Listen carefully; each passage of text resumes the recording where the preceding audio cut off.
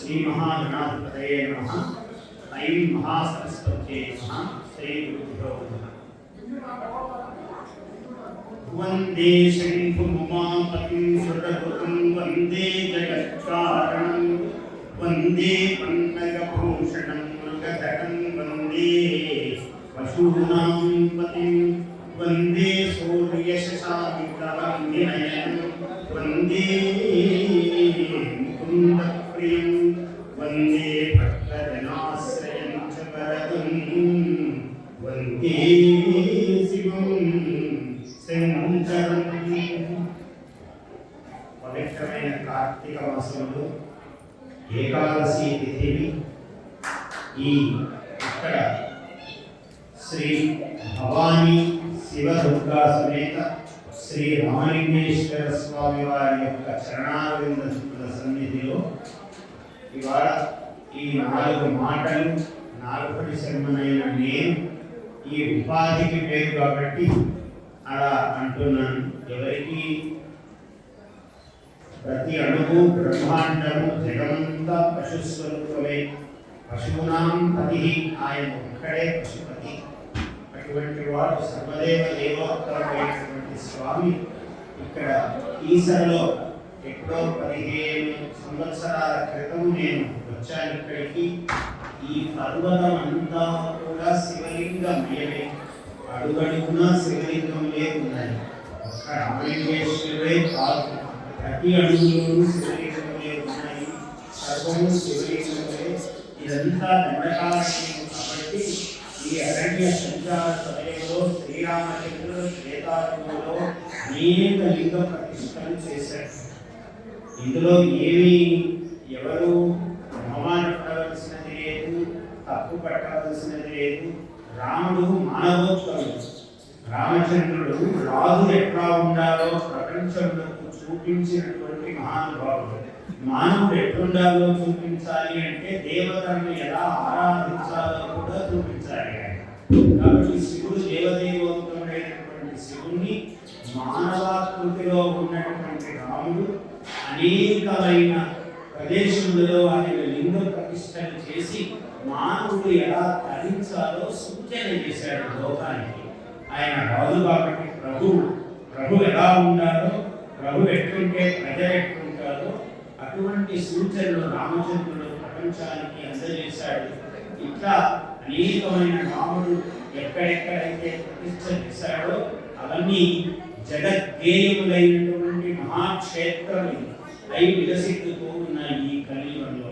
అంటే ఎప్పుడు త్రేతాయుగంలో చేసినటువంటి ఈ లింగ ప్రతిష్టలు ద్వాపరమై కలియుగంలో కూడా ఇంత ప్రసిద్ధిని కాంచి ఉన్నాయి. ఇవన్నీ అంటే అది ఆ దేవదేవోత్తముని మహిమ, రాముని యొక్క భక్తి పరాకాష్ఠ, ఆయన యొక్క ప్రపత్తి, ఇవన్నీ కూడా విశేషములుగా గణనీయములైన విషయాలుగా మనం చెప్పుకోవాలి.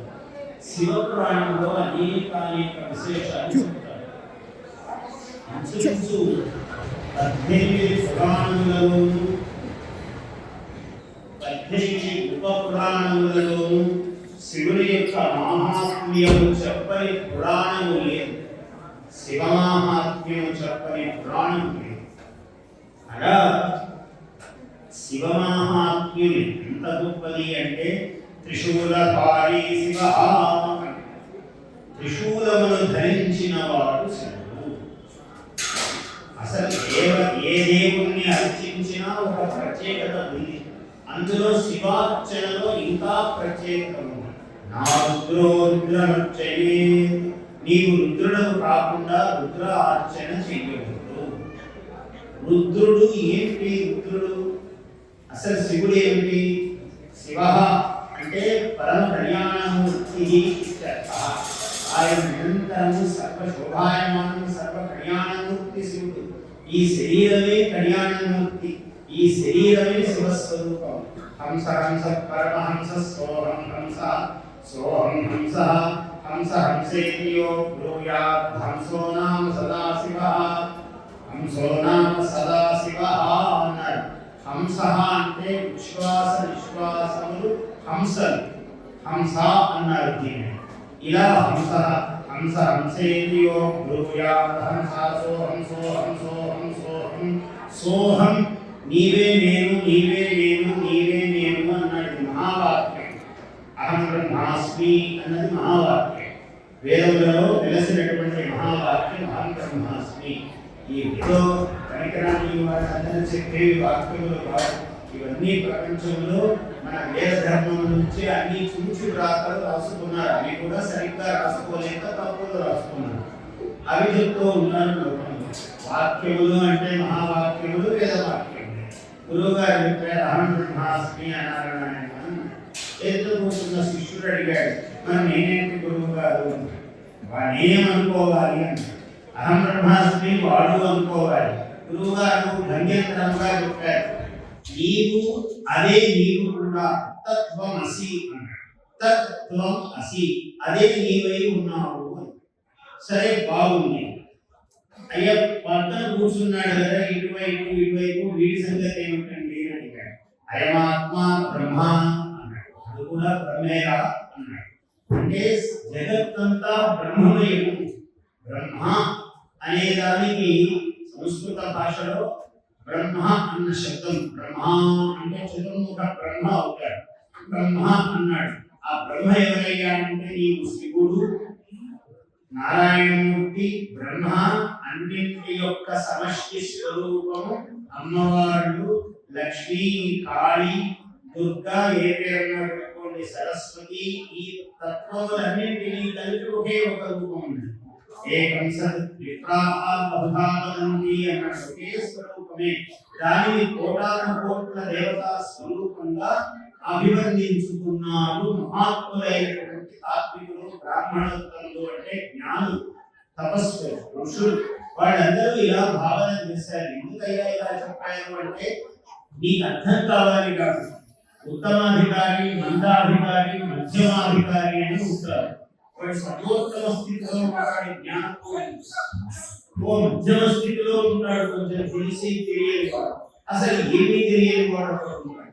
అందరికీ కూడా పరాత్పర తత్వం ఉండాలి. కాబట్టి నాయన ఇలా అనుకున్నది ఆయన కూడా మన వలె కరచరణాది అవయవములన్నీ, కాళ్ళు, చేతులు, కళ్ళు, నుదురు, జుట్టు అన్నీ ఉన్నవాడు ఉన్నాడయ్యా. ఒక ఆయన కైలాసవాసి శివ కూర్చున్నాడు, చూస్తున్నాడు. ఆయన ఆ జటామండి మధ్యలో గంగాదేవిని ఆయన బంధించాడు. ఆ జటామండి అసలు సౌందర్యం అంటే ప్రపంచంలో ఏమిటి, చాలా జుట్టు ఉండడమే సౌందర్యం, జుట్టు బాగా ఉండడమే సౌందర్యం. ఆధునిక చూసినా కూడా జుట్టు బాగా ఉండాలి. దానికోసమే కదా వ్యాపార ప్రకటనలు, వ్యవహారాలు ప్రపంచంగా ఇది వాడితే చాటు 3 వారాలు ఇంత పనులు పెట్టుకుంటుంది అని చెప్తూ ఉంటారు. దానికోసం ఆడవాళ్ళందరూ పాపం హడావిడి ఆ టీవీ చూసి అవన్నీ వాడి అవి మరి అలా పెరుగుతాయో లేదో పరమేశ్వరుడికి ఎందుకంటే ఆయనే అంత రహస్యం తీసినవాడు ఆయనే కాబట్టి ఆయనకే తెలుసు రహస్యం పెరుగుతాయా లేదా అన్నది.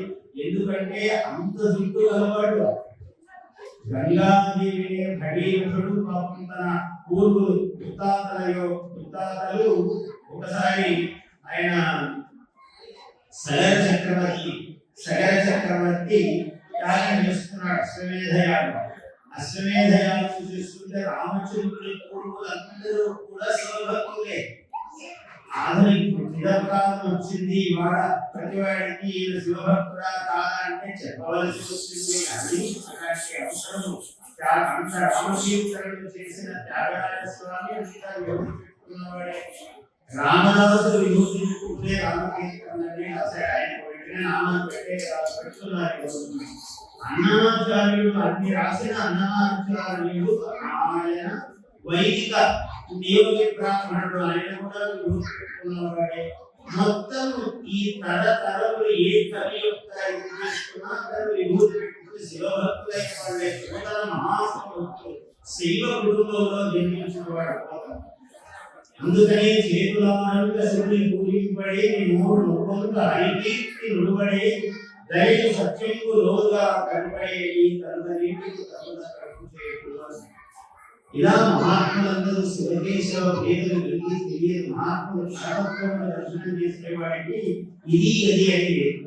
కాకుంటే కొన్ని తత్వములు లోకంలో ప్రపంచింపబడినాయి కాబట్టి ఒక్కొక్క రూపంతో ఒక్కొక్క జగత్తులో ఒక్కొక్క కాలను అనుగ్రహించారు. అట్లా సర్వకాలములకు అధీశ్వరుడు శివుడు. ఆయన కాలాధిపతి. కాలహ అంటే మృత్యు. ఆ మృత్యువుకు కూడా అధిపతి. ఆయన మృత్యువుకే మృత్యువైన వాడు మృత్యుంజయుడు.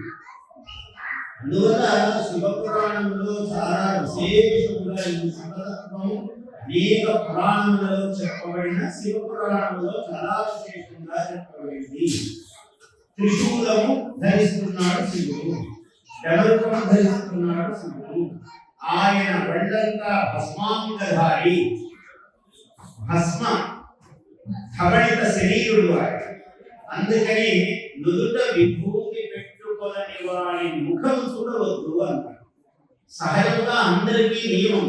ఇక్కడ వీడు వాడు వైష్ణవుడు శైవుడు శాక్తేయుడు ఇలాంటి భేదములు తర్వాత ఇవన్నీ. కానీ మౌలికముగా ప్రతి మానవుడు కూడా కాశీకి వెళ్ళాలి. ప్రతి మానవుడు కూడా త్రిపుండ్రములు పెట్టుకోవాలి, విభూతిని పెట్టుకోవాల్సిందే. ఆ విభూతి ఉదయం పూట పెట్టుకునేటప్పుడేమో జలాగ్రముగా పెట్టుకోవాలి, మధ్యాహ్నం దాటిన తర్వాత పెట్టుకుంటే శుద్ధ భస్మం, జలరహితమైనటువంటి భస్మం పెట్టుకోవాలి. ఇది సదాచారం. దాంట్లో చాలా విశేషంగా త్రిశూలము అన్నారు. నుదుట విభూతి కలిగి ఉండటము, నాలుక యందు ఎప్పుడూ కూడా నమశివాయ అనేటువంటి శివనామం కలిగి ఉండడము, మెడలో రుద్రాక్షలు ఉండడం. రుద్రాక్షలు ఇవి త్రిశూలములు అన్నారు. ఈ మూడు శూలములు 3 విధములు 30 విధముల నరకములను తొలగిస్తాయి. ఇది శివపురాణంలో చాలా విశేషంగా ఎవరి నాలుక యందు శివనామము లేదో, ఎవరి నుదుటి యందు భస్మము లేదో, ఎవరి గడమునందు రుద్రాక్షమాల లేదో అటువంటివన్నీ తీసుకురావయ్యా అని చెప్పాడు. ఇవి ఉన్నవాడి దగ్గరికి మాత్రం అట్లా దూరంగానే అడుగులు వేసుకు వెళ్ళిపోతారు. ఇది శివాజ్ఞ. శివుడు అలా ఆజ్ఞాపించాడు. ఏమిటయ్యా? త్రివేణి సంగమం ఉన్నది. 3 గంగా యమున సరస్వతి.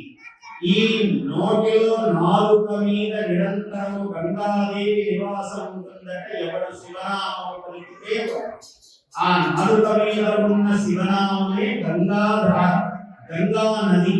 ఎవరికైతే ఊర్ధ్వము ఇలాగా మన నోటికి పైన ఊర్ధ్వభాగంలో మన నుదుటన ఇలా అడ్డముగా తిరియక్ భస్మ లేపనం, తిరియక్ భస్మ లేపనం అని ఇలా అడ్డముగా 3 రేఖలుగా ఎవడైతే భస్మము ధరిస్తాడో ఇది యమునా నది ప్రవాహము అక్కడ. సరే, సరస్వతి ఎక్కడున్నదయ్యా? ఎవరి గడములో రుద్రాక్షమాల ఉన్నదో అక్కడ సరస్వతి నివాసం ఉంటుంది.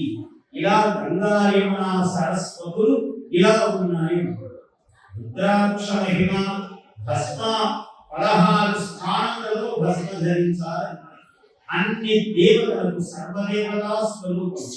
ఎక్కడైతే భస్మానులేపనమై ఏ ముఖమండలం కనపడుతుందో అక్కడ సార్ధత్రికోటి దేవతా సహితమైన మంత్రములు అక్కడ అధివసించి ఉంటాయి అన్నారు భస్మలో. అలాగే సార్ధత్రికోటి తీర్థములు కూడా అక్కడ సన్నిహితములై ఉంటాయి నిత్యము అన్నారు ఏ స్థానంలో. అందువల్ల ప్రతి మానవుడు ఇందులో ఏమీ వర్ణ భేదము లేదు, వర్గ భేదము లేదు. ప్రతి మానవుడు లింగ భేదము లేదు, స్త్రీ పురుష భేదము లేదు. అందరూ కూడా భస్మధారణం చేయవచ్చు.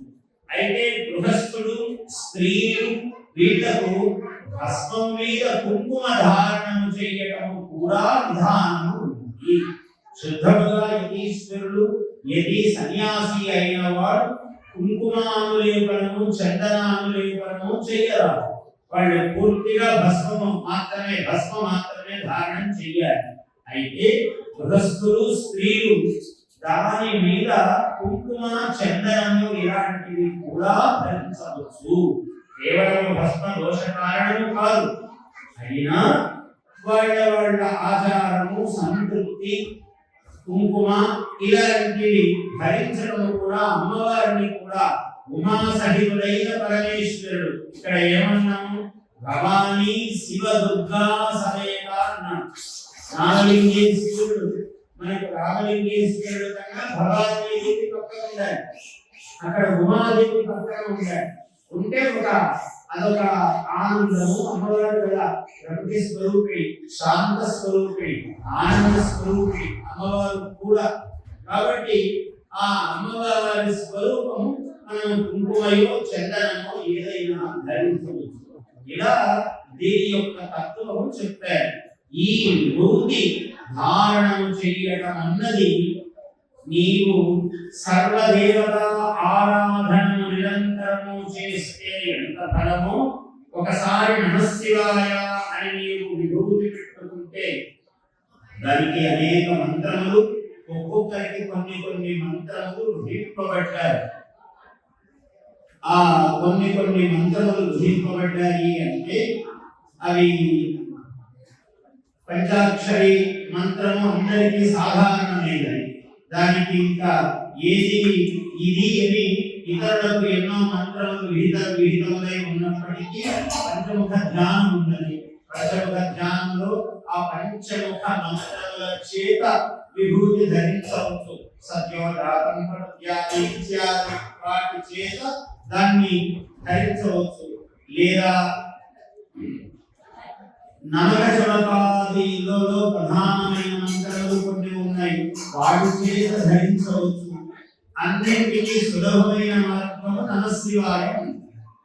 సర్వులకు హితము, సుఖము, సుఖదము అయినటువంటి మంత్రం ఏంటంటే ఓం నమశివాయ.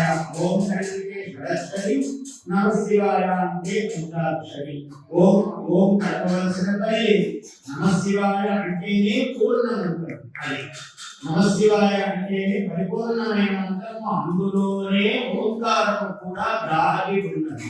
ఓంకారం చెబితే షడక్షరి అవుతుంది, అది కూడా మనం చెప్పుకోవచ్చు. అలా ఈ విధంగా భస్మధారణము చెయ్యటము అన్నది, రుద్రాక్షమాల ధారణము చెయ్యటం అన్నది, శివనామము నిరంతరము జపించటం అన్నది ఎప్పుడు కూడా విధానం. ఇంకా అసలే కార్తీక మాసం, కాలస్వరూపుడైనటువంటి పరమేశ్వరుడికి ఒక మాసం అంటూ ఏముంటుందయ్యా? నిజానికి ఆయనే కాలాత్మకుడైనటువంటి పరమేశ్వరుడు, కాలస్వరూపుడైన పరమేశ్వరుడు.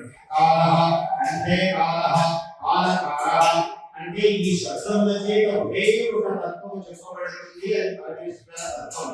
అటువంటి పరమేశ్వరుడు కాలమునకు అతీతుడైనటువంటి స్వామి.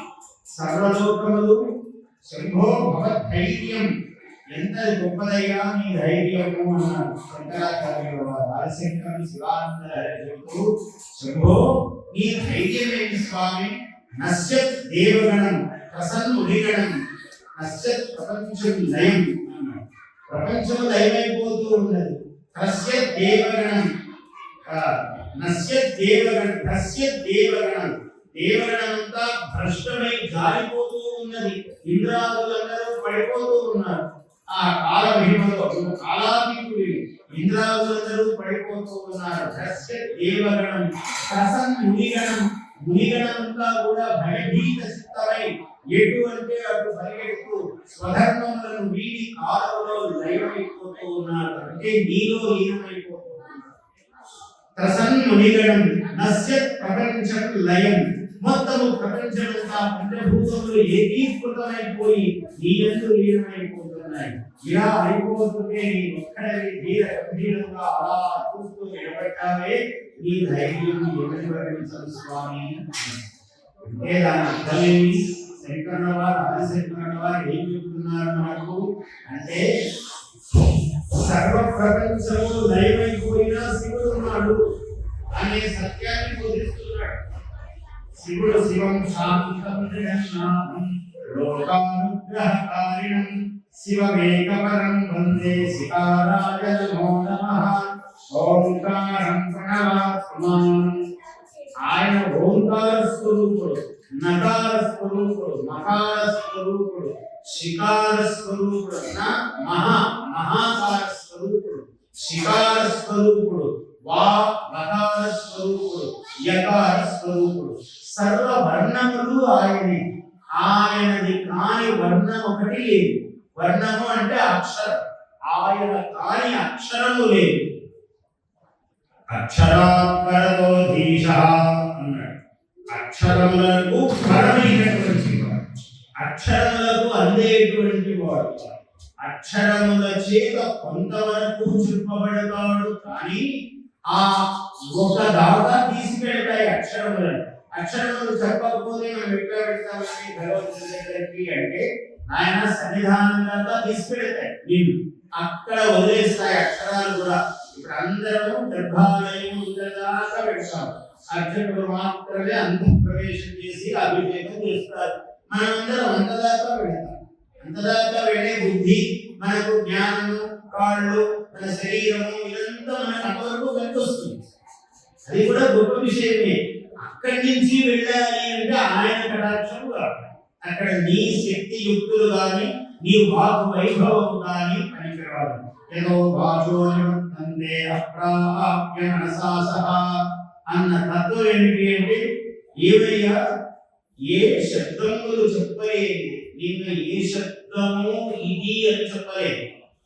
ఎట్లా చెప్తారు? శివుడు కైలాసంలో ఉన్నాడని చెప్పవచ్చు, బాగానే ఉంది. ఇట్లుంటాడు, ఎలా మండలి ఇలా ఇలా ఉంటాడు అని ఏదో కొంతవరకు చెప్పవచ్చు. ఆయన ఉన్నట్టు ఒక భిక్షుక వేషంలో దర్శనమిచ్చాడు, ఒక బ్రాహ్మణ వేషంలో దర్శనమిచ్చాడు, ఒక సామాన్యమైనటువంటి చందాల వేషంలో ఆయన వచ్చాడు అన్నాడు. ఇవన్నీ మనం చెప్పలేము. ఆయన వస్తే తప్ప మనకు తెలియదు. అంటే ఎప్పుడు ఏ రూపమైనా ధరించగలిగినటువంటి వాడు ఆయన. అందువల్ల ఆయనకు ఇది రూపము అని మనము చెప్పలేము. కొంతవరకు చెప్పవచ్చు కానీ సర్వత స్వరూపమును మనము అభివర్ణించలేము. ఎందుకు అంటే అది అలా వాక్యములకు శబ్దములకు అందే తత్వము కాదు. కాబట్టి పరాత్పరమైనటువంటి తత్వం కాబట్టి మనకు ఎంతవరకు అందుతుందో అంతవరకే మనం తెలుసుకుంటే తర్వాతది ఆయన అనుగ్రహంతో వెళ్తాడు. శివపురాణంలో ఎన్ని తత్వములు చెప్పినప్పటికీ కూడా ఈ తత్వములు ప్రతిపాదిస్తూ ఉంటాడు. నీకు అందినట్లే ఉంటాడయ్యా ఆయన అనుగ్రహం కలిగితే. అందుకనే ఇప్పుడు కొన్ని చోట్ల భక్తులు చాలా భక్తి అతిశయము చేత మాంస భక్షణము పెట్టారు. ఆటవికుడు అతను మాంసము నివేదనం చేశాడు. ఆయన మాంసం నివేదనం చేశాడు కదండి, మనం ఎందుకు చేయకూడదంటే నీకు అంత భక్తి ఉందా? ఆయన కన్ను తీసి పెట్టాడు. రెండో కన్ను పెట్టడానికి కాలు, చెప్పు కాలు పెట్టి శివుడి మీద ఇంకో కన్ను తీశాడు. నీ కన్ను తీసి ఎంత భక్తి ఉంటే మాంసం నైవేద్యం అంటే మనకు అందులోనే సమాధానం ఉంటుంది. కానీ మనం అతి తెలివి చేత ఆధునికంగా ప్రశ్నలు వేస్తూ ఉంటారు అన్నమాట. ఆయన చేశాడు కదండి, మనం ఎందుకు చేయకూడదంటే నువ్వు కూడా తప్పక చేయవచ్చు ఆయన. అయితే చేసిన ముందు ఇలా కన్ను తీసి కూడా పెట్టారు. రెండు కళ్ళు, కనీసం ఒక కళ్ళు తీసి పెట్టారు కదా, రెండు కళ్ళు తీసి పెడితే పూర్తిగా మాంసము నైవేద్యం పెట్టారు. మరి రెండు కళ్ళు పెట్టగలవా? ఇది మాత్రం నేను చేయలేను స్వామి, ఈ పని అంటే ఇది నువ్వు తినడానికి ఇష్టము, నీ సౌకర్యం కోసం ఆయన మీద వేస్తున్నాం. ఇలాంటి ఉపాయములు మనకే తెలిస్తే మనం సృష్టించేవాడు కదా ఆయనకే తెలుస్తాయి. అందువల్ల అతి తెలివి కానీ ప్రగల్భ వాక్యములు కానీ ఏవి పనిచేయవు. అసలు వాక్కులే పనిచేయవంటే ప్రగల్భ వాక్యములు ఎక్కడ పనిచేస్తాయి? ఏమయ్యా నువ్వు ప్రగల్భ వాక్యములు మాట్లాడుతున్నావే అన్నాడు కృష్ణుడు అర్జునుడితో. ప్రగల్భముగా నువ్వు ప్రగల్భసే కిం అన్నాడు. ప్రగల్భ వాక్యములు పలుకుతున్నావు అన్నాడు. ఎందుకంటే బహువినే వ్యతీతాని జన్మాని తవచ అర్జున. అక్కడ నిమిత్తం కృష్ణ పరమాత్మ కూడా సంవత్సరం పాటు పాశుపత దీక్ష తీసుకున్నాడు. మహాభారతంలో చెప్తాడు. సంవత్సరం పాటు పాశుపత దీక్ష అంటే శివ దీక్షలో ఉన్నాడు ఒక సంవత్సర కాలం. కృష్ణుడు ఎట్ట కృష్ణుడయ్యాడు? ఆయన దేవదేవోత్తముడే. దేవదేవోత్తముడు కావడానికి మానవావతారం ఎత్తాడు కదా ఆయన. మానవావతారం అవతారం ఎత్తినప్పుడు శివానుగ్రహం పొందితేనే ఆయన కూడా దేవోత్తముడు అవుతాడు. ఇంకో విధంగా కావడానికి అవకాశం లేదు. మానవుడుగా ఏదో మానవుల్లో ఉత్తమ మానవుడు అవుతాడు, కానీ దేవతా తుల్యుడు ఎప్పుడు అవుతాడు అంటే ఆ దేవదేవోపాసన చేస్తేనే దేవతా తుల్యుడు అవుతాడు. నారాయణ ప్రియం అనంత వదాపహారం వారాణసీపురపతి విశ్వనాథం అన్నాడు శంకరుల వారు.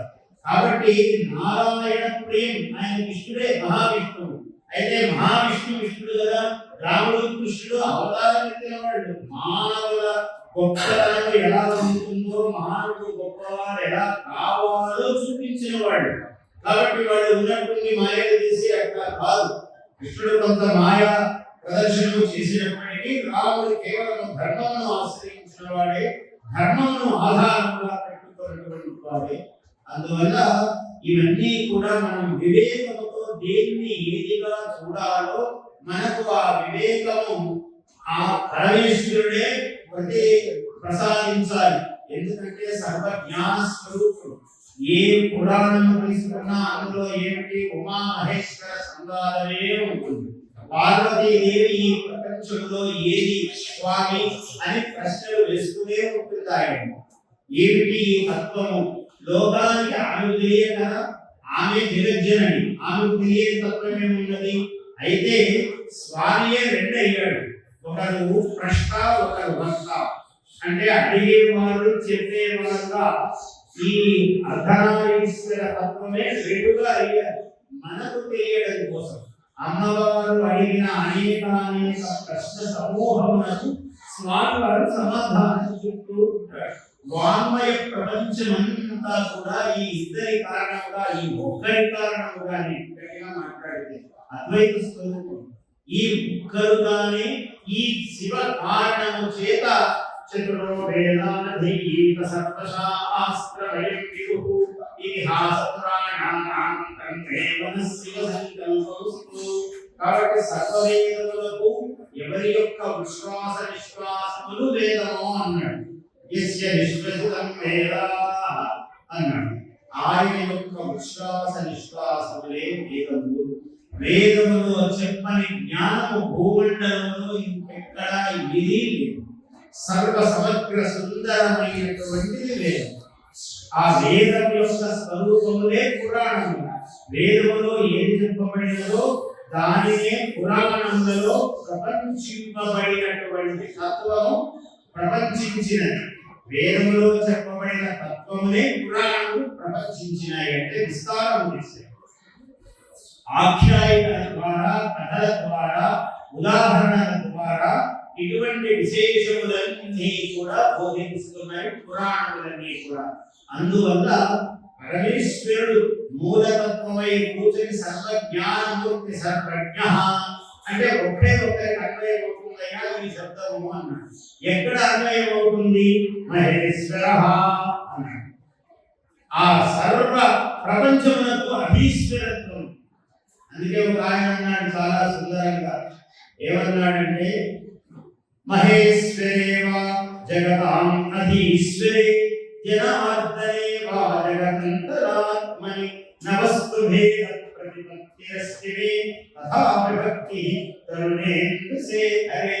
చాలా సుందరంగా అన్నాడు మహానుభావుడు. అంటే మహానుభావ ఏం లేదు, నాకు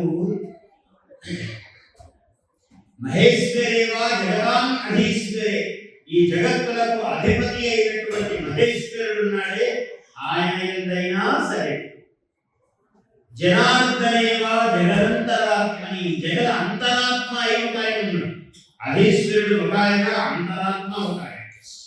ఈ అంతరాత్మ అయినటువంటి జనార్దనుడు ఉన్నాడే ఆయన యందు నా వస్తు భేదం ప్రతిపత్తి అస్తివే, నాకేమి వస్తువులో భేదము లేదు. ఈయన జనార్దనుడు, ఈయన జగదీశ్వరుడు అన్నటువంటి భేదమేమీ లేదండి. కానీ కొంచెం ఏమో మనస్సు మాత్రము ఆ తల మీద చంద్రఖండము ఉంటాడే స్వామి, కొంచెం ఆయన అంటే కొద్దిగా మొక్కుతారంటే లేదు, కొంచెం మనస్సు అవుతుంది నాకు అన్నాడు. అంటే ఒక్కొక్కరి ఇష్టం. తథాపి భక్తి తరుణే సేకరే. అటువంటి ఎందుకంటే భక్త సులభుడు ఏ ఆభరణాలు, ఏ పట్టు వస్త్రాలు ఏమీ అక్కర్లేదు. ఒక బిల్వదళం తీసుకువెళ్తే చాలు, ఒక చెంబు నీళ్లు తీసుకెళ్తే చాలు. చెంబు లేదండి, దోసిలు పట్టుకుని నీళ్లు తీసుకురాగలిగితే అవి వస్తే చాలు. దానికే బ్రహ్మానంద భైకుడు అవుతారు. ఈ సులభత్వం అనేది ఉంది కదా, సులభత్వం అనేది ఏ శ్రమను ఇవ్వదు. మానవుడు కష్టపడక్కర్లేదు, ఏమీ చేయక్కర్లేదు. ఎక్కడి పుష్పాలో, ఆ పువ్వులో, ఈ పువ్వులో కోటి పుష్పార్చన చేసుకుంటాడు. కోటి బిల్వార్చన చాలా గొప్పవి అన్ని, అందరూ చేయగలిగేవి కాదు. కోటి బిల్వార్చన కొందరు అంటుంటారు, దీంట్లో ఏముందండి, దాంట్లో ఏముందండి, నీ మనసులో లేకనే కదా ఇవన్నీ తిప్పలు పడుతున్నాను. మనసులో అంటూ ఉంటే ఎందుకు, ఇన్ని చేసేటప్పుడు ఎప్పుడైనా మనసులో కూడా కలుగుతుందేమో అని ఆత్మత, ఆశ. దానికోసమే కోటి కుంకుమార్చన చేయాలి అమ్మవారికి. దానికోసమే కోటి స్వామికి కోటి కోటి బిల్వదళాలు, పుష్పాలు ఇవన్నీ ఎందుకు చేస్తాము? అయ్యా భస్మ అభిషేకం చేస్తున్నాము అన్నారు, అన్న అభిషేకం చేస్తున్నాము. ఎన్ని అభిషేకాలు ఉన్నాయో అన్ని, ఇవన్నీ ఎందుకండి శివుడి మీద వేయటము అంటే, ఒరే నాయన శివుడి మీద వేయడానికి అనేక మంత్రములు, శబ్దములు ఉద్భవించి అవన్నీ ఎదురు చూస్తున్నాయి శివార్పణ కోసం. ఆ పౌష్టామయోగస్థాన భోగ్యేదాన నీళ్ళు ఒకటి పోస్తే సరిపోతుంది, కానీ ఊరుకుందా? ఆప్యాయ స్వసమేతే అని మంత్రం వచ్చిపోతుంది. మనం పాలు వేయవలసిందే కదా. దధన దధిగ్రామన్నో అగాధం విష్ణు రస్య వాదన ఆ మంత్రం సిద్ధమై ఉంది. దేనికోసం? ఆ మంత్రానికి వినియోగం ఏముంది? ఆ రుద్రుడికి నీవు పెరుగుతో అభిషేకం చేయకపోతే ఈ మంత్రానికి వినియోగం ఏమీ లేదు, వృధా అయిపోతుంది. దాని పుట్టుకే వ్యర్థం అయిపోతుంది. అంత శబ్దజాలం ఎందుకు పుట్టింది? ఏదో కదా స్వయంభూ, ఎవరు రాయలేదు, ఎవరు తయారు చేయలేదు, అది స్వయంభూగా పుట్టింది. అటువంటి స్వయంభూవైనటువంటి ఆ మంత్రమునకు ఎక్కడ వినియోగం కావాలి? ఆ పెరుగుతో మంత్రం ఉన్నది, వాటికి ఆ చక్కటి ఎక్కడ వినియోగం కావాలి? ఇట్లా ప్రతి మంత్రము, ప్రతి శబ్దము సర్వశబ్దవాచ్యుడే కాబట్టి సర్వశబ్దములకు ఒక ఫలస్వరూపము, గమ్యస్వరూపము గణేశ్వరుడే కాబట్టి అన్ని శబ్దములు కూడా ఎక్కడ పర్యవసిస్తాయో, ఎక్కడ పర్యవసానము పొందుతాయో, ఎక్కడ మహాఫలము చారితాక్ష్యములు పొందుతాయో అది పరమేశ్వరుడి తత్వం. అందువల్ల ఏ వాక్కులైనా కూడా, ఏ క్రియలైనా కూడా, సర్వ క్రియలకు, సర్వ వాక్కులకు, సర్వ మనస్సులకు, సర్వ జీవరాశికి ఏకైక గమ్య స్వరూపము కాబట్టి ఇది ప్రత్యేకమైనది. కాలస్వరూపుడు, కాలాధీశుడు అయినప్పటికీ ఆయనకు ముఖం, నుదురు, చెవులు ఎలా ముఖ్యమైన అంగములు ముఖమై ఉన్నదో అలాగా కార్తీక మాసము. ఎందుకయ్యా కార్తీక మాసమునకు ప్రాధాన్యము అంటే, వేదములో కార్తీక మాసం ప్రతి నక్షత్రాన్ని బట్టి, ఆ నక్షత్రంలో పౌర్ణమాసి ఏర్పడడాన్ని బట్టి ఆ మాసమునకు నామం ఏర్పడము. కాబట్టి కృత్తికా నక్షత్రము పౌర్ణమి నాడు, ఆ పౌర్ణమి కృత్తికా నక్షత్రముతో సహా పౌర్ణమి ఏర్పడుతున్నది కాబట్టి ఇది కార్తీక మాసము. అయితే కృత్తికలో ఏర్పడితే ఏమవుతుందయ్యా? ఏమి? అగ్నిర్నప్పాద కృత్తికాః, కృత్తికలు ఇవి కొన్ని నక్షత్రాలు. అందువల్ల కృత్తికతోనే ప్రారంభం అవుతున్నాయి. మనము వ్యవహారంలో అశ్విని, భరణి, కృత్తిక అని చెప్పుకుంటున్నాము, కానీ అశ్విని, భరణి చివరికి వెళ్ళిపోతాయి. కృత్తికతోనే వైదికముగా నక్షత్రము ప్రారంభం అవుతూ ఉన్నది. అందువల్ల ఆ కృత్తికతో ఏర్పడే మాసము కార్తీకం. నిజానికి చైత్రము కన్నా కార్తీకమే మాసారంభము కావాలి. వైదికముగా ఇదే ఆరంభం. కారణం ఏమిటి? వెన్నెల మాసం, జ్ఞాన మాసం, శరత్ ఋతువు కదా. శారదాత్రులు ఉజ్వల రసత్తారంగులై వికసన్న కైరవ గంధ బంధురోదార సమీర సౌరభములాల్చి సుధాంశు వికీర్యమాన కర్పూర కరాల పాండు చిపూరములను పరిపూర్ణములై అన్నాడు నన్నయ్య కార్యక్రమం. కాబట్టి శారద రాత్రులు శరత్కాలంలో వెన్నెల రాత్రులు ఎంత గొప్పగా ఉంటాయంటే ఉజ్వల ఆ మాలికలుగా తారామండలి శోభిస్తూ ఉన్నది. ఉజ్వల తారక హారకంకులం చారుతరంగులయ్యి వికసన్నవైరవ గంధబంధునాన సమీర సౌరభముగా నుంచి ఆ చల్లని మెల్లని గాలులు వీస్తున్నాయి. అవన్నీ కూడా చంద్రుడికి బాగా విచ్చుకున్నటువంటి కలువలు, ఆ కలువల్లో వచ్చేటువంటి సుగంధములు, సువాసనలు ఇవన్నీ తీసుకుని వాయువులు ప్రసారం అవుతూ ఉన్నాయి. ఎంత రమణీయంగా చెప్పాడండి. అందువల్ల శారదరాత్రులు ఉజ్వల రసత్తరకారక హారకంకులం చారుతరంగులయ్యి ఒకవైపు ఉన్నది. వికసన్ నవకైరవ గంధబంధురాన సమీర సౌరభముదాల్చి సుధాంశు వికీర్యమాన కర్పూర పరాగ పాండు రుచిపూరములు అంబరపూరికంబులై రుచిపూరములను పరిపూరికంబులై కాబట్టి ఆ వాటితో పరాగ పాండురం ఆ పుష్ప పరాగముగా వెదజల్లబడి ఉన్నదట. అది వెన్ననా లేదా కలువలోని పరాగం వెదజల్లబడినదా ఏమో అన్నాడు. మనకే వదిలేశాడు నాయక. ఇంత సుందరంగా ఉంటుంది కార్తీక రాత్రి. అటువంటి కార్తీక శోభ కలిగినటువంటి మాసమునకు కార్తీక సభో మాస అన్నాడు. కార్తీకంలో సమానమైన మాసము లేదయ్యా. నదేవో శంభునా సమః, శివుడితో సమానమైన దేవుడు లేడన్నాడు. ఎందుకంటే ఇట్లా అడిగితే చాలు, ఏ రాక్షసుడు వాడు రాక్షసుడా, దుర్మార్గుడా, సన్మార్గుడా ఏమీ కూడా ఆయన కూడా శంకరుడు అడగగానే ఏం కావాలి కూడా తీసుకోవాడు. పోతల కూడా భాగవతంలో వర్ణిస్తూ అన్నాడు, ఏమయ్యా భక్తులకు ప్రీతి కలిగితే 100 వరాలి 1000 వరాలి ఏమన్నా కానీ ఎవరైనా భక్తుల కోసం విషయం ఎందుకాలయ్యా? నువ్వు తప్ప ఎవరైనా అట్లాంటి దైవం ఉన్నాడు? నీకు వరాలు కావాలంటే 1,00,000 కోట్లు, కానీ విషయం మిగుతారా భక్తుల కోసమని? చిచ్చుకడి కొనగవచ్చుని చిచ్చరచు పచ్చుబడిన శివులకు దక్కను. ఈ కంటి మంట కలిగిన 3వ కంటి వాడే ఉన్నారే, నువ్వు కాక ఇట్లాంటి పని ఎవరైనా చేస్తారా? నీ కోసం ఆపదొస్తుందని నేను మిగుతాను. అలా దేవుడు అంటే ఎట్లాంటి దేవుడు అయ్యా? నువ్వు ఏ పుణ్యం చేసుకున్నా మాకు దేవుడుగా చెప్పాడు. ఎంత బాగా అన్నాడు. పోతన ఆశ్చర్యపోయాడు. చిచ్చుకై కొనగవచ్చుని చిచ్చరసు పచ్చుబడిన శివునకు దక్కను. వరాలకు దీర్ఘాయి ఓ ఇచ్చేసే బతకని. మార్కండేయుని చేయలేదా? మార్కండేయుష్టాష్టమ అన్నాడు. చిరంజీవిని చేశాడు.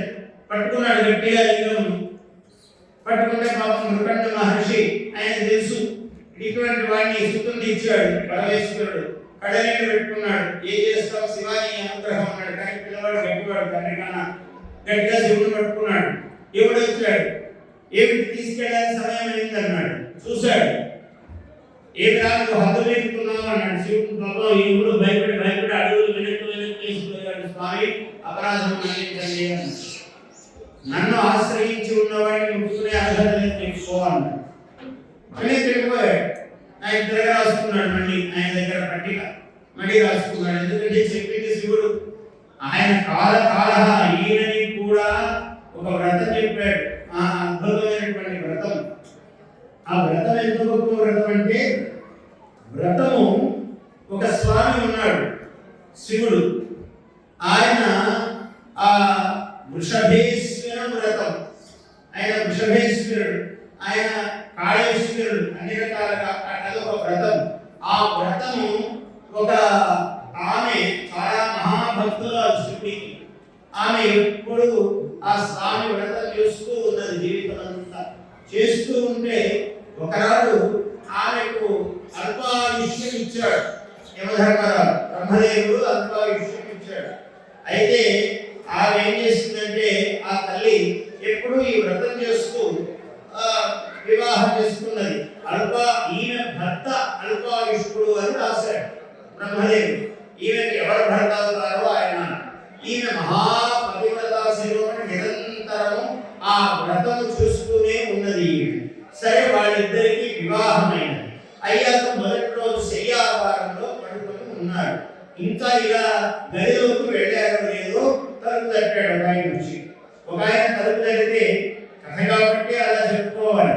ఆయన తలుపు తట్టాడు. తలుపు తడితే కవాటం ప్రహరతి, ఎవరు తలుపు కొడుతున్నారు అని అడిగింది ఆమె. యమహ అన్నాడు. నేను యముణ్ణి అన్నాడు. అంటే సరే ఆమె శివదీక్షలో కూర్చొని మంత్రం చెప్తూ కూర్చున్నాడు. ఆ వ్రతం నియమం తెలుసు కదా అన్నట్టు వ్రతంలో కూర్చున్నాడు. సరే తలుపు తీస్తే చక్కగా పద్ధతి ప్రకారం రావాలనుకున్నాడు యముడు. ఆయన రాదలుచుకుంటే తలుపులేం అవుతాయి, అందువల్ల లోపలికి రానే వచ్చాడు. ఈమె ఎంతసేపటికి తలుపు తీయటం లేదని రానే వచ్చి నేను ఇతని ప్రాణంలో తీసుకెళ్తున్నాను అన్నాడు. ఆమె వ్రతంలో శివదీక్షలో కూర్చున్నది, శివమంత్రం చెప్తూ ఉన్నది. శివమంత్రం నడిచే చోట యమునికి స్థానం లేదు, రావడానికి అవకాశం లేదు. రానైతే వచ్చాడు కానీ ఆయన ఆ ప్రాణములను పాశంతో తీసుకోవడానికి ఆయన శక్తి సాగటం లేదు. ఆ సర్వేశ్వర వ్రతం. ఆ సర్వేశ్వరుడు ఏమైంది? సర్వేశ్వరుడు ఆయన. ఆ సర్వేశ్వరుడు ఒక క్షణంలో సర్పం అయ్యాడు స్వామి. శివుడు అక్కడ ప్రత్యక్షమై ఒక మహాసర్పం అయ్యాడు. అయి యముణ్ణి కాటు వేశాడు. ఇక్కడైనా సాధ్యమా? ఒక శివుడు లీల తప్ప ఎక్కడ సాధ్యం కాదు. యముణ్ణి కాటు వేస్తే యముడు స్పృహలోకి పడిపోయాడు. ప్రాణం పోయినంత పని అయింది. పాపం చిత్రగుప్తుడు గబగబా వెళ్ళి అవన్నీ గంగాధరం తెచ్చి ఆయన గంగ మీదనే ఆధారపడాలి. మళ్ళీ ఆ నీళ్లు తల్లి నెమ్మదిగా ఈయన లేపి నిలబెట్టాడు. ఏగా నా భక్తురాలి దగ్గర ఆమె భర్త ప్రాణం తీసుకెళ్ళడానికి నీకు ఎవరు అధికారం ఇచ్చారన్నాడు. స్వామి అపరాధం మన్నించండి అన్నాడు. ఈమె నిరంతరము సర్వేశ్వర వ్రతం చూస్తూ ఉన్నది, నన్ను ఆరాధిస్తూ ఉన్నది. నేను సర్పభూషణులను నేను అనుగ్రహిస్తున్నాను, నువ్వు రావడానికి అవకాశం లేదు, వచ్చావు అపరాధం చేసావు అన్నాడు. అంటే పాపం అడుగులు వెనక్కు వేస్తూ భయంతో నాకేదో ఈ క్షణానికి ప్రాణభిక్ష పెట్టినావు స్వామి, నీ దయతో నేను మళ్ళీ బ్రతికి నా పనేదో నేను చేసుకుంటాను పొద్దున్నుంచి అని ఆయన అడుగులు వెనక్కు వేసుకుంటూ క్షమానుభవం అనుకుంటూ వెనక్కు వెళ్ళిపోయాడు యమధర్మరాజు చిత్రగుప్తుడితో సహా. చూసారా? అప్పుడు ఆయన మామూలుగా ప్రత్యక్షమై ఆయన నీకు చిరంజీవిత్వమును నీకు దీర్ఘాయుష్యమును ప్రసాదిస్తున్నాను తల్లి, నీవు దీర్ఘసుమంగళీభవ అని ఆశీర్వదించాడు పరమేశ్వరుడు. చూసారా? ఆయన లీలకు అడ్డు ఏముంది?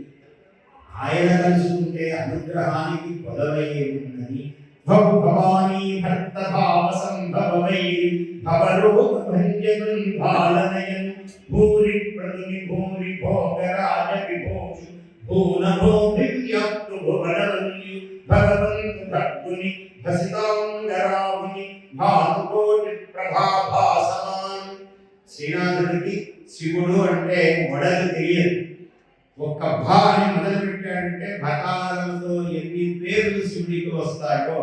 భవ భవు భవానీ భర్త భావ సంభవమై భవరోగ భంజనం భాలనయన్ భూరి ప్రదుని భూరి భోగిరాజ విభూషు భూనభో దివ్యాప్తు భువనవల్యు భగవంతు భగ్గుని భసితాంగరావుని భానుకోటి ప్రభాభాసమాన్. ఇట్లా పరమేశ్వరుని యొక్క పంచాక్షరి జపమంత్ర పరాయణుడైనటువంటి వానికి ప్రపంచములో అసలు విభూతి ఐశ్వర్యం అన్నాడు. విభూతి అంటేనే ఐశ్వర్యం. ఎవడైనా విభూతి విముఖుడు లేదా విభూతి విగత ముఖుడు ఎవడైనా ఉన్నాడంటే ధిక్తన్ముఖం అన్నాడు. ముఖం చూడవసరానుకో అన్నాడు. అలా ఎవరు శివేన విష్ణునాచాపి, శివపురాణంలో చెబుతున్నాడు. శివేన విష్ణునాచాపి గౌర్యాచ లక్ష్మ్యాః అన్నాడు.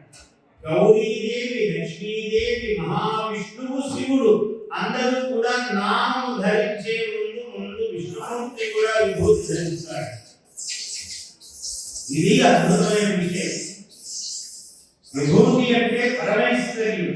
అందువల్ల ఆ గంగ మట్టి విభూతి అంటే ఇలా యజ్ఞములోని భస్మము పెట్టుకోవచ్చు. మనం ఆవు పేడ గోమయము కాల్చి దాని ద్వారా ఏర్పడినటువంటిది పెట్టుకోవచ్చు. మనం నేల మీద ఇలా అని మట్టి సహజమైనటువంటి ఎంత గొప్ప విషయం అండి. అంటే సర్వము మృణ్మయమేరా, అందుకనే మృత్తికతో చేసేటువంటి శివలింగార్చనము చాలా గొప్పది అని అంటున్నారు. ఎందుకంటే మట్టి సర్వమూలం. మృత్తికే హనమే పాపం యన్మయా సుఖంకం మృత్తికే బ్రహ్మదత్తామి ఆస్యమే నాభిమంత్రితా. ఈ మృత్తిక ఏమిటి? కాశ్యపుడి చేత అభిమంత్రింపబడినది. కశ్యపుడి చేత. కశ్యప ప్రజాపతి ఎవరు? నారాయణాంశ సంభవుడు, పరమేశ్వర అనుగ్రహమునకు పరమ పాత్రుడు, సాక్షాత్ పరమేశ్వర స్వరూపుడు అయినటువంటి ఎవరున్నాను మహానుభావుడు పరశురాముడు. ఆయన క్రోధావతారంగా పరమేశ్వరుడి యొక్క అనుగ్రహ స్వరూపం ఆయన పరశురాముడు. ఆ పరశురాముడు 21 పర్యాయాలు 7 మూలలు అన్నాడు.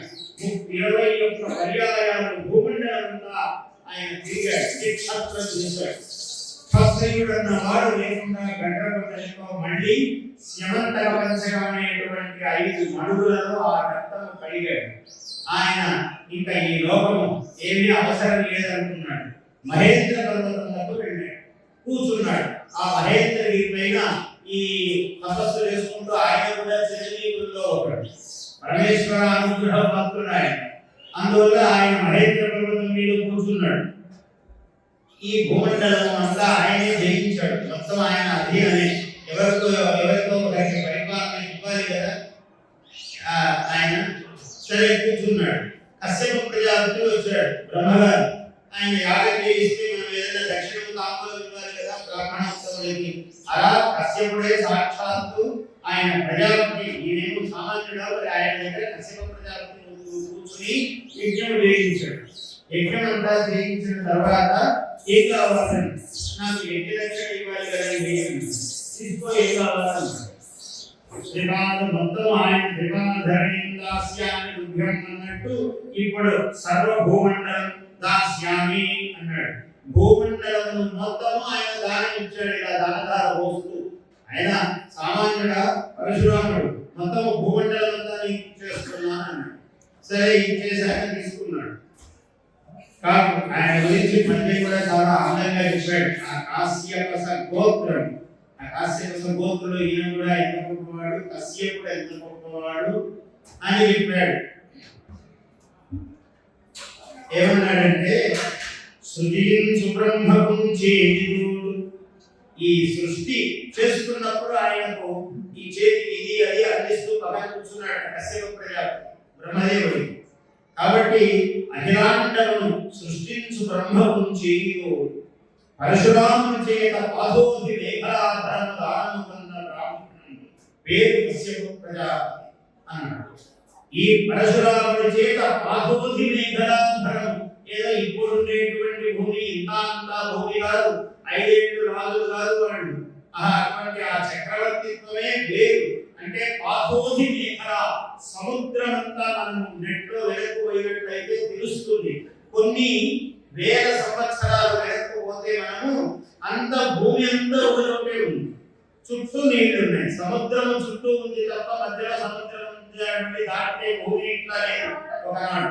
అందువల్ల మేఘల అంటే వడ్డాణం, భూదేవతకు వడ్డాణం ఏమిటంటే సముద్రము అని అభివర్ణించారు.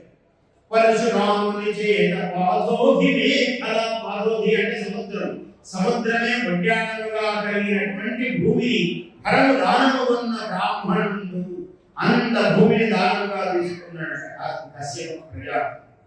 అందుకని సరే ఆయన దానం ఇచ్చిన తర్వాత మరి ఆయన నిలబడ్డాడు.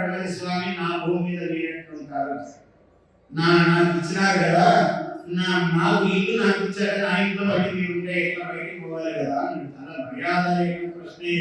వెంటనే ఆయన చేశారు, యజ్ఞం దగ్గర సుక్కులు ఉన్నాయి, అందులో సుక్కు తీశాడు. తీసి ఒక్కసారి ఇలా సముద్రం మీదకి విసిరాడు. సముద్రుడు భయపడి స్వామి ఏం కావాలన్నాడు, కొత్త భూభాగం కావాలన్నాడు. సముద్రంలో నుంచి కొత్త భూమి బయటికి వచ్చింది. అదే మహేంద్ర పర్వతము. అక్కడికి వెళ్ళిపోయాడు ఆయన. అది కేరళ రాష్ట్రం, గరిట ఆకారంలో ఉంటుంది ఆ భూమి. అందుకని అంతా అతివాదులు, అతిగా ప్రతిదాన్ని ఇంకో విధంగా మాట్లాడే వాళ్ళు పుట్టారు అక్కడ. అంటే పరమేశ్వరుడి నిర్ణయమే అంతా. అక్కడ అలాంటి పరిస్థితి అనుకోండి, పరశురామ క్షేత్రం అయింది. అలాగా కశ్యప ప్రజాపతి అలా ఇచ్చాడు. అందువల్ల భూమికి లక్షణం ఏమిటి? మృత్తిక అన్నాడు. మృత్తికే హనమే పాపం జన్మయా దుష్కృతం కృతం మృత్తికే బ్రహ్మదత్తాసి. బ్రహ్మ అంటే సాక్షాత్ బ్రహ్మస్వరూపుడు. కాశ్యపేన అభిమంత్రిత, కశ్యపుడి చేత అభిమంత్రింపబడినటువంటిది ఈ భూమండలం. అందుకనే దీనికి కాశ్యపి అని పేరు వచ్చింది. ఇదంతటికీ సర్వమునకు అధిపతి పరమేశ్వరుడు. కాబట్టి భూమి మట్టి ప్రాధాన్యం. ఈ మట్టి చాలా గొప్పది. ఆధునికంగా మట్టి గురించి కవిత్వం రాస్తే గొప్పది అని అంతరాధునికంగా అంటుంటారు. మట్టి కవిత్వం ఋషులే రాశారు. వాళ్ళకన్నా గొప్ప కవిత్వం ఎవరు రాయగలవాళ్ళు లేరు, పుట్టలేదు. పుట్టడం కష్టం. మళ్ళీ ఋషులే జన్మ ఎత్తారు. వాళ్ళే కారణాంతరం చేత. ఎందుకంటే ఆ మట్టిని, అందుకని విభూతి ఏది అంటే మట్టిని పెట్టుకోవటం అన్నది 16 స్థానములలో విభూతి ధారణము ఇది ప్రధానం. దానితో సమానమైనది గోమయమును కాల్చి ఆ భస్మముతో పెట్టుకోవటము ఇదొక విధానం. ఇక్కడ 2 భుజములపైన ఇక్కడ ఉపభుజములు, మోచేతులు, మణి కట్టు ఇక్కడ పెట్టాలి. అట్లాగే నాభికి ఇరువైపులా వీపునకు, ఇవన్నీ కూడా ఈ హృదయ స్థానంలో ఇవన్నీ విభూతి స్థానాలు, ఐశ్వర్య స్థానాలు, విభూతి పెట్టుకోవాల్సినటువంటి స్థానాలు ఇవన్నీ. అటువంటి విభూతి ఎవరి నుదుటన ఉంటుందో, ఎవరి నోటిలో శివనామం ఉంటుందో, ఎవరి గడవలో రుద్రాక్షమాల ఉంటుందో వీరికి ఎంత ప్రాధాన్యం. యుగాలు తపస్సు చేస్తున్నాడు శివుడు. ఎప్పుడూ తపస్సులోనే ఉంటాడు ఆయన. ఒకప్పుడు కళ్ళు తెచ్చారు. ఆ తీవ్రమైనటువంటి వేడికి అలా కంటి నుంచి బాష్పములు రాలేట. అది ఒట్టు పెట్టకూడదు, బాష్పము అన్నారు. ఆనంద బాష్పం. అది ఆ బాష్పం కన్నీరు తొలగింద అంటే ఆనంద బాష్పమే. శివుడు ఎప్పుడు నిత్యానంద స్వరూపుడు. ఆయనకి ఇంకొక స్థితి లేదు. ఆ ఆనంద బాష్పము రాలేటప్పటికీ అది ఒక వృక్షమైంది. ఆ వృక్షమైతే అది రుద్రాక్షగా దాని యొక్క రూపము దాల్చింది. అది శివుని యొక్క ఆనంద బాష్పమే రుద్రాక్ష. ఆ రుద్రాక్ష ఇంత ఉసిరిక స్థాయి నుంచి రేగుపండు స్థాయి ఇంకా చిన్నవి, ఇలా అనేక విధాలుగా ఒక్కొక్క పరిమాణానికి ఒక్కొక్క ఫలం చెప్పాడు. ఏది తక్కువ కాదు, ఏది ఎక్కువ కాదు. ఒక్కొక్క దానికి ఒకదానికి ఆనందం, ఒకదానికి ఐశ్వర్యం, ఒకదానికి అభివృద్ధి, ఒకదానికి ధనం, ఒకదానికి సంతృప్తి, ఇట్లా అనేక విధములైన ఫలం చెప్పాడు. రుద్రాక్ష అంటే చాలు, అది చిన్నది పెద్దది అని లేదు. నీ శక్తి కొద్ది. శక్తి అంటే డబ్బు పెట్టడం కాదు, నీవు పెట్టగలిగి తెచ్చుకోవాలి కదా. రుద్రాక్ష చెట్లు ఎక్కడైనా ఉంటాయి, కానీ మనం నేపాల్కో ఎక్కడో కాశీకో రుద్రాక్ష తెచ్చుకోవాలంటే ఎక్కడ తెచ్చుకుంటాం? ఎక్కడో తెచ్చి సిద్ధం చేసి అమ్మితే మనం తీసుకోగలం. అందువల్ల ఆ రకమైన శక్తి కూడా ముఖ్యమే. శరీరానికి ధారణా శక్తి. ఇంటింతలా రుద్రాక్షలు వేసుకుంటూ ఒక్కొక్కరు భరించగలరా? ఆయన శరీర తత్వాన్ని బట్టి, ఆయన బలాన్ని బట్టి ఆయన భరించారు. ఇంకొకటి, స్త్రీ పుం భేదము లేదన్నారు. ఆడవాళ్ళు కూడా రుద్రాక్షలు ధరించవచ్చు.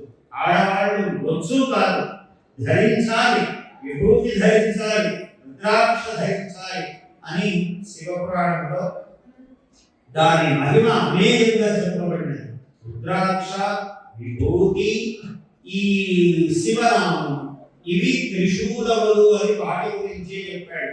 త్రిశూలధారి అయిన శివుడు కనపడితే భూత ప్రేతాది గణము ఎలా పరిగెత్తిపోతాయో ఆ గణములన్నీ, అలాగే నాలుగైదు శివనామము గలవాడు, నుదుటియందు విభూతి రేఖలు గలవాడు, గడవనందు రుద్రాక్షలు గలవాడిని చూస్తే అమంగళములు, దుష్ట శక్తులు, దుర్మార్గులైనటువంటి మానవులు, రాక్షసులు, యక్షులు పరిగెత్తుకుని పోతారు అన్నారు. ఎటువంటి దుష్ట శక్తి కూడా అక్కడ ఉండదు. అంత ఆత్మగతమైనటువంటి శివ స్వరూపమే అక్కడ ఉంటుంది అన్నాడు. ఎందుకు నమశివాయ పంచాక్షరి మంత్రములకు ఎంత గొప్పతనం ఉంది అంటే, ఒక 3 చెప్పాడు. నవకంఠం జీవపురుషసూక్తం విరుహు మహాదేవేన శూన్యం కంఠేన శివ సంకల్పమస్తు. అంటే నమకము చమకము కలిపి రుద్రము అంటారు. రుద్రాధ్యాయం. నమక చమకములను పురుష సూక్తము ఎవరు తెలుసుకున్నాడో వాడు సాక్షాత్తు పరమేశ్వరుడైన. ఇవి చదవని వాడికి ఏమిటయ్యా? పంచాక్షరీ మంత్రం ఎవరైతే నిరంతరము జపిస్తారో, పంచాక్షరీ మంత్ర జపపరుడైనటువంటి మానవుడు ఎవరైనా అతడు కూడా మహాదేవేన తత్తుల్యః, ఆయన కూడా పరమేశ్వరుడితో సమానమైన వాడే. ఎందుకంటే ఆ నమశివాయలో స్వామి ఉన్నాడు, అమ్మవారు ఉంది. మకారము మాంగళ్య రూపిణి అమ్మవారి స్వరూపం, అది ప్రాణస్వరూపం. నమః శివాయ, ఈ మహా అన్నది పార్వతీ స్వరూపం. మహా తీసి పక్కన పెట్టాడు అనుకోండి, అమ్మవారి పక్కన పెడితే నా శివాయ అవుతుంది. నాయన శివం కాదు అన్నారు. అందుకని అమ్మవారి ఎప్పుడు ఉండాలి. ఆ అయ్యవారిలోనే అమ్మవారు ఉన్నది.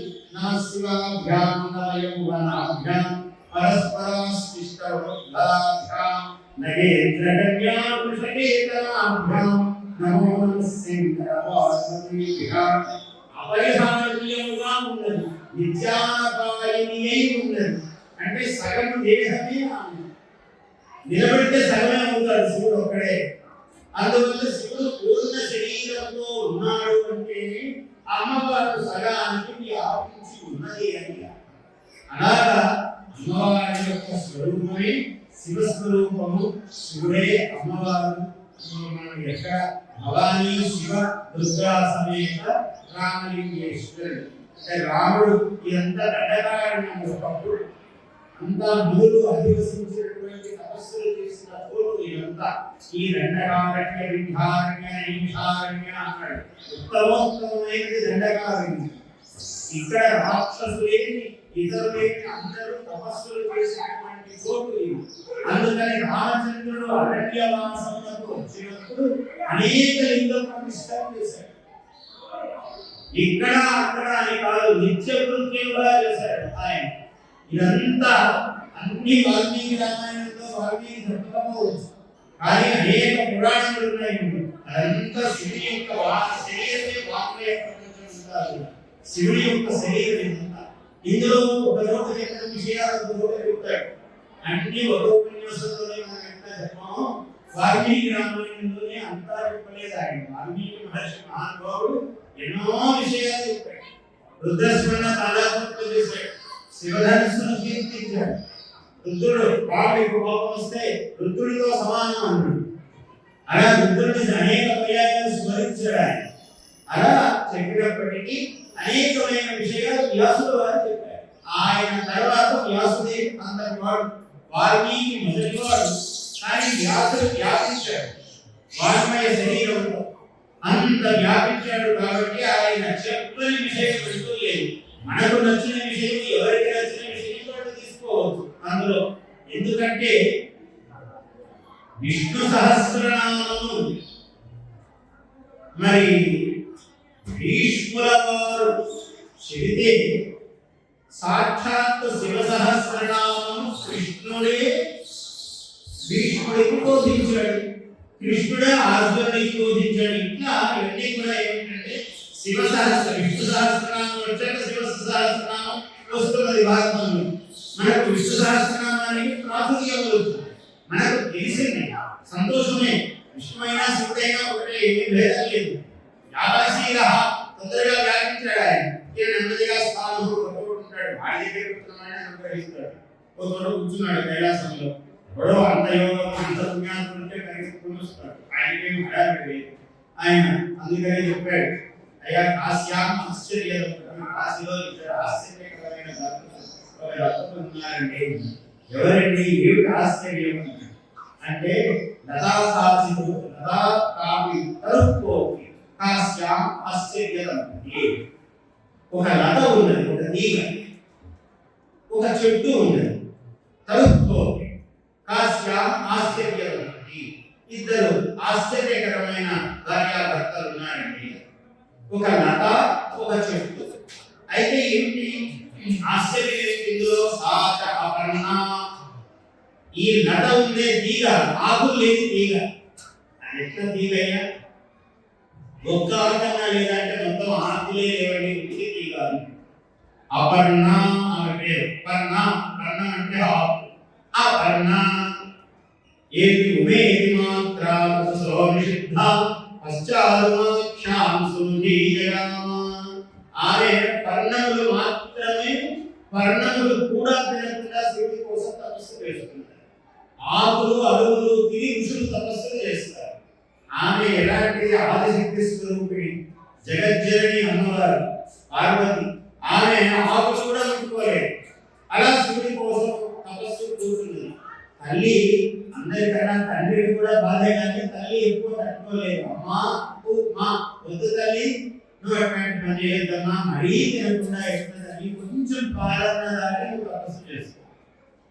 కొంచెం పచ్చి ఆకులు పండుగకి తపస్సు చేసుకో మా అని అన్నదట అప్పటి నుంచి ఆమె పేరు ఉమా అని వచ్చింది ఆ తల్లి పేరు కాళిదాసు చెప్తాడు ఉమేది మాత్రాసో నిషిద్ధ పశ్చాత్ ఉమాఖ్యాం సుధీరగామ అప్పటి నుంచి ఆమె ఉమా అనే పేరుతో ప్రసిద్ధురాలు అయింది అలాగే అపర్ణ ఎందుకు అపర్ణ ఆమె ఆకులు తినకుండా తపస్సు చేసింది ఆకులు కూడా తినకుండా ఆకులు తినంటే ఆకులు కాదు పండు తింటుందని కాదు ఆకులు కూడా తినకుండా అలా తపస్సు చేస్తుంది కాబట్టి ఆమె అపర్ణ పర్ణములు ఏంటి అంటే ఆ తీగ సరే ఈయనటువంటి వాడు సాత అపర్ణ సతస్థాను అన్నాడు స్థాను శివస్థాను అని స్థాను అని శివుడికి పేరు స్థాను అంటే కదలకుండా ఉండేది మొద్దు దాకా ఉండేది ఒక మొద్దు ఉంది అది చెట్టు బాగా కొమ్మలు రెమ్మలు ఉన్న చెట్టు కాదు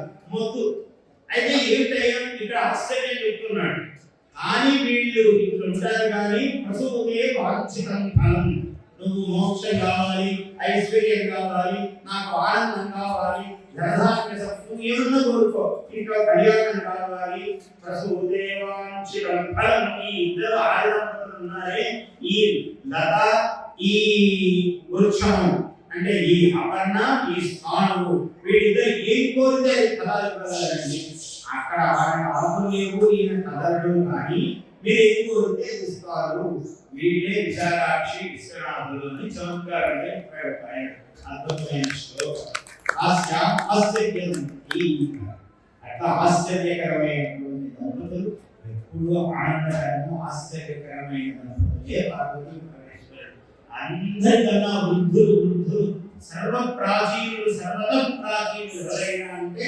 పార్వతీ పరమేశ్వరుడు అందుకే చమత్కార సంభాషణలు కూడా చెప్తారు ఏదో ఒకరాడైనా పిలిచి పెడదామంటే నాకు అత్తమామలే లేవు అని అన్నాడు ఆమె అన్నది ఆయన ఆమె అత్తమామలు ఎవరికి లేవాలి ఈయన తల్లిదండ్రులు ఎవరున్నారు ఏమీ లేదు ఆయన వంశం చెప్పాల్సి వస్తే కళ్యాణంలో ఈయన పేరుని మార్చి చెప్పవలసింది అన్ని పేర్లు ఆయనకే ఉంటాయి అని వేరే దారి లేదు ఎందుకంటే ఆయన పుట్టినవాడు కాదు పుట్టుక ఉన్నవాడు కాదు ఎప్పటికీ ఉన్నవాడే నిన్న ఉన్నాడండి అని అనడానికి నేడు అంటే ఉన్నాడు రేపు ఉంటాడు ఎప్పటికీ ఉంటాడు ఆయన సర్వకాల సర్వావస్థలందు ఉండేవాడు యుగయుగములందు ఉండేవాడు ఇంకా మాట్లాడితే కేవలం ఉండడం కాదండి సర్వయుగములకు సర్వకాలములకు అధీశ్వరుడు కాళేశ్వరుడు కాలములకు ఈశ్వరుడు కాళేశ్వరుడు కాళ అందువల్ల ఈమె ఏమి తక్కువదా ఈమె కూడా అట్లాంటిదే కాళీ అన్నాడు కాల స్వరూపిణి ఈమె కాల అధీశుడు ఆయన అయితే కాలమే ఈమె కాలమే ఆమె కాళీ అన్నాడు అందువల్ల ఇట్లా ఆ ఉభయులు దంపతుల యొక్క మహాత్మ్యం శివపురాణంలో అనేక ఆఖ్యాయికలతో చాలా మొదలు పెట్టగానే యోగి రుద్రాక్షలు వీటికి ప్రధానమైనది ఇవాళ అంతా రుద్రాక్షయంతో కనపడుతూ ఉంటారు అంటే ఏమో మనం విభూతి పెట్టుకుంటే తక్కువేమో ఎవరైనా మనల్ని తక్కువగా చూస్తారేమో అని భ్రమలో ఉంటారు పెట్టుకోవడం మొదలు పెడితే దీని గొప్పతనం అందరికీ అర్థమవుతుంది మనం పెట్టుకోవాల్సిన మొదలు పెట్టామనుకోండి, ఎదుటివాడికి పక్కవాడికి ఆవిడివాడికి అందరికీ మనమే తెలిసిన వాళ్ళు వాళ్ళంటే ఐశ్వర్యం. ఈ ఐశ్వర్యం ఇంకొకటి లేదు. అంత ఐశ్వర్యవంతుడు అవుతాడు. అసలు అది చూస్తే ఎప్పుడు అంత దూరంలో ఆగిపోవాలి. ఎవరికి నియమం పెట్టాడు శివుడు. ఎక్కడ రుద్రాక్షమాల ఉంటుందో, ఏ గడపలో ఏ నోటిలో శివనామం ఉంటుందో, ఎక్కడ విభూతి కనపడుతుందో వాళ్ళ దూరంలోనే ఆగిపోవాలి. ఆయన అనుమతి లేనిదే శివాజ్ఞ లేనిదే రావడానికి ఇంత గొప్ప విషయం అండి. అందువల్ల పెట్టడం మొదలు పెట్టాలి. ముందు అందరూ ఎప్పుడో శివాలయానికి వచ్చినప్పుడు అర్చకుడు ఆయన పుణ్యాత్ముడు ఇస్తాడు కాబట్టి అనుకుంటాం, బాగానే ఉంది. కానీ శివాలయానికి వచ్చినప్పుడే కాదు, ఎక్కడైనా దేవాలయంలో ఎక్కువ శివాలయం మన శరీరమే శివాలయం. దేహో దేవాలయ జీవో దేవ సనాతన. ఈ జీవుడు సనాతనుడైన దేవుడు. ఏదో ఇప్పుడే రాలేదు, నీ శరీరానికే రాలేదు. ఇంతకుముందు అనేక శరీరాలుగా బహువిధే వ్యతీతాని జన్మాని తవచ అర్జున. అర్జున నువ్వే కాదు, చాలా జన్మలు ఎత్తినవాడి, నేను కూడా ఎత్తాను. కానీ ఇద్దరి మధ్య భేదం ఏంటి మరి? నువ్వు గురువు, నేను శిష్యుడు ఎందుకయ్యా అంటే కార్యం వేద్య సర్వాణి తత్వం వేత్త పరంతమ. అన్ని నాకు తెలుసు, ఎప్పుడు ఏ రూపం ఎత్తాయో నాకు తెలుసు, కానీ నీకు మాత్రము తెలియదు. ఈ అజ్ఞానం మాయ ఆవరణ ఉన్నది, నాకు ఆ ఆవరణ లేదు. అహం పరమేశ్వర, అహం శివ. నేను పరమేశ్వరుడిని కాబట్టి నాకు మాయను దాటి ఉన్నాను నేను, నువ్వు మాయకు లోబడి ఉన్నావు. ఇంతే తేడా నీకున్నా. మాయకు దాటిపై నువ్వు లేదు. ఇక్కడ ఆకాశం ఉన్నది, ఈ మంటప ఆకాశం, ఈ మంటపంలో ఇదంతా ఆకాశం. ఆ బయటకు పోతే మహాకాశం ఉంది. ఈ మంటప ఆకాశం లాంటి వాడు జీవుడు. అంటే ఈ మాయ అనే ఆవరణం, ఈ ఆవరణ దాటి అవతలకి వెళ్ళామనుకోండి, లేదు ఈ ఆవరణ తీసారనుకోండి, దీన్ని తీసుకెళ్లి దాంట్లో కలిపే పనేమీ లేదు, అది కలిసే ఉంది. అంటే జీవుడు దేవుడు కలిసే ఉన్నారు, వేరుగా లేదు. కానీ మాయా ఆవరణం చేత ఇదో నేను రామయ్యడు, నేను కృష్ణయ్యడు, నేను కృష్ణ శర్మను, నేను ఆచార్యులను, నేను ఇంకొకటి పేర్లు కలిగి ఉన్నాను. ఈ ఉపాధి పేర్లు దాటితే రెండవది అది జీవన ముక్తి అన్నాడు. దాన్ని పరమేశ్వరుని యొక్క తత్వం తెలుసుకోవడం, నారాయణ తత్వం ఏ పేరున్నా అన్నీ కూడా ఆ పరమేశ్వరుని యొక్క తత్వమే అని చెప్తూ ఉన్నాడు. ఇవాళ ఈ 4 మాటలతో రేపు ఇంకా కొంచెం విపులంగా మళ్ళీ కూడా రేపు కార్యక్రమం ఉందని రేపు కూడా చెప్తున్నాము. ఎప్పుడో 15 సంవత్సరాల క్రితం నేను ఈ ఈశ మహాక్షేత్రంలో దర్శనం చేశాను. మళ్ళీ రామలింగేశ్వరుని యొక్క కటాక్షం కారణం కలిగి నాకు స్వామి వారి దర్శనం అనుగ్రహించినాడు. అందువల్ల ఈ 4 మంచి మాటలు శివ సన్నిధిలో మనం చెప్పుకోగలుగుతున్నాం. ఆయన యొక్క కృపాభిషేకం లేక ఓం నమః శివాయ, ఓం నమః శివాయ, ఓం నమః శివాయ, ఓం నమః శివాయ, ఓం నమః శివాయ, ఓం నమః శివాయ, ఓం నమః శివాయ, ఓం నమః శివాయ, ఓం నమః శివాయ, ఓం నమః శివాయ, ఓం నమః శివాయ, ఓం నమః శివాయ, ఓం నమః శివాయ. కరచరణ కృతంవా, అందరూ ఆయన కరచరణ కృతంవా, కరచరణ కృతంవా, కాయజం కర్మజం వా, కాయజం కర్మజం వా, శ్రవణనయనజం వా, శ్రవణనయనజం వా, మానసం వా పరాధం, మానసం వా పరాధం, విదితమవిదితం వా, విదితమవిదితం, సర్వవేదక్షమస్వ, సర్వవేదక్షమస్వ, శివ శివ కరుణాబ్ధే, శివ శివ కరుణాబ్ధే, శ్రీ మహాదేవ శంభో, శ్రీ మహాదేవ శంభో. అందరికీ కూడా అందరికీ రామలింగేశ్వర అనుగ్రహ ప్రసాద సిద్ధిస్తూ అనే శుభవాక్యంతో ఇవాళ ప్రవచనాన్ని పూర్తి చేసుకున్నాం. Please subscribe to our YouTube channel. Like and share this video.